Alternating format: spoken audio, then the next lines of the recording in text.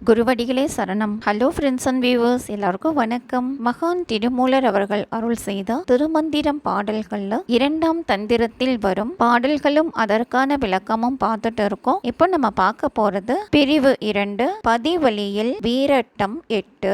பதி அப்படின்னா சிவபெருமான், வீரட்டம் அப்படின்னா வீரத்தால் வென்ற இடம், இறைவன் மரக்கருணை காட்டிய 8 இடங்கள்: திருவதிகை, திருக்கடவூர், திருக்கொருக்கை, வழுவூர், திருக்கோவலூர், திருப்பரியலூர், திருக்கண்டியூர், திருவிற்குடி என்பன. இந்த 8 தலங்களில் நடந்த நிகழ்வுகள் பற்றி தான் இந்த பிரிவில் சொல்லப்பட்டிருக்குங்க.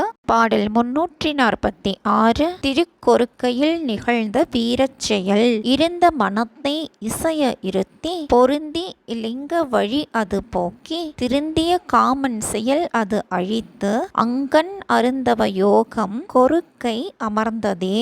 இசைய அப்படின்னா பொருந்த, அருந்தவ யோகம் அப்படின்னா பெண்ணுடன் பொருந்தி பிந்து செயம் செய்தல், கொரு அப்படின்னா கன்று பால் குடிக்காதபடி கட்டும் வாய் கட்ட, கை அப்படின்னா சுழுமுனை, மனம் சகஸ்ர தலத்தில் பதிந்து பெண்ணுடன் புணர்ச்சியில் ஈடுபட்டால் விந்து நீக்கம் நடைபெறாது. அதனால் சிவ திருஷ்டி என்னும் ஞான கண்ணானது கிடைக்க பெறும். நலமாக இருந்த மனதை சிவனுடன் சேர்த்து வைத்து லிங்க வழி செல்லாது தடுத்து தீது செய்யாதபடி விந்து நீக்கமான காமனது செயலை கெடுத்து அங்கு வாழ்க்கை துணைவியுடன் பொருந்தி இருப்பதே கொருக்கை இருப்பது ஆகும். அதாவது மன்மதனை எரித்த செயல் இந்த பாடல்ல சொல்லப்பட்டிருக்குங்க. இந்த வீர செயல் நிகழ்ந்த இடம் திருக்கொருக்கை. இத்துடன் இறைவன் மரக்கருணை காட்டிய 8 இடங்களும் அங்கு நடந்த செயல்களும் நிறைவு பெற்றன. மீண்டும் 2ஆம் தந்திரத்தின் கீழ் வரும் 3ஆம் பகுதியான லிங்க புராணம் என்ற தலைப்பில் சொல்லப்பட்டிருக்கும் பாடல்களும் அதற்கான விளக்கமும் பற்றின வீடியோல சந்திக்கலாம். தேங்க்யூ.